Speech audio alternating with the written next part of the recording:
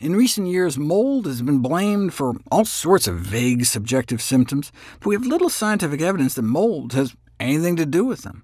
However, this concept of toxic mold syndrome has permeated the public consciousness, perpetuated by disreputable predatory practices by those making money testing homes for mold spores or testing people's urine or blood. But all these tests are said to just further propagate misinformation and inflict unnecessary and often exorbitant costs on patients desperate for a diagnosis. The continued belief in this myth is perpetuated by those charlatans who believe that measles vaccines cause autism, that homeopathy works, and that fluoride in the water should be removed. Mold toxin contamination of food, however, has emerged as a legitimate issue of serious concern, perhaps even more important than other contaminants that might make their way into the food supply. Hundreds of different types have been identified, but only one has been classified as a known human carcinogen, and that's aflatoxin.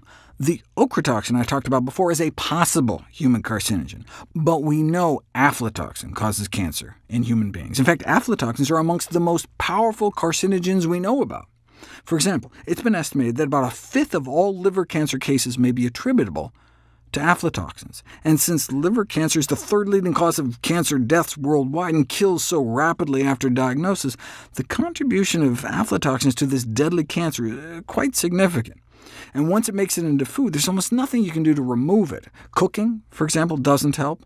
So once it makes it into crops, or the meat, dairy, and eggs from animals consuming those crops, it's too late. So we have to prevent contamination in the first place, and that's what we've been doing for decades in this country. Because of government regulations, companies are almost always sampling for aflatoxin, resulting in nearly $1 billion in losses every year, which may get worse if climate change worsens aflatoxin contamination in the Midwest Corn Belt.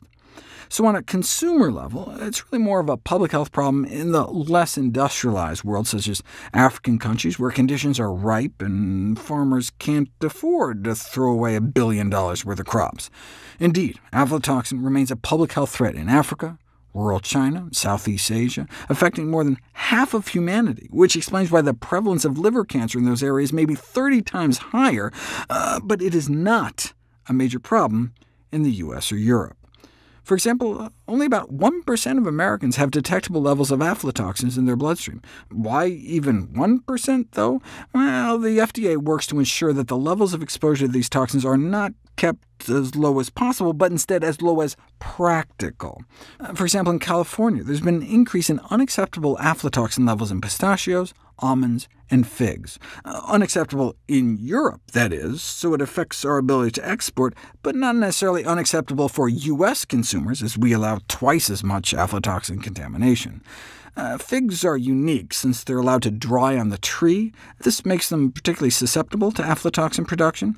It would be interesting to know about the fig-consuming habits of the 1% of Americans who turned up positive for the toxin. If figs were to blame, I'd encourage people to diversify their dried fruit consumption, but nuts are so good for us that we'd really want to keep them in our diets.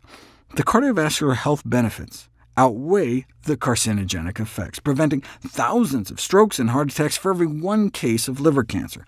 Thus, the population health benefits provided by increased nut consumption clearly outweigh the risks associated with the increased aflatoxin exposure.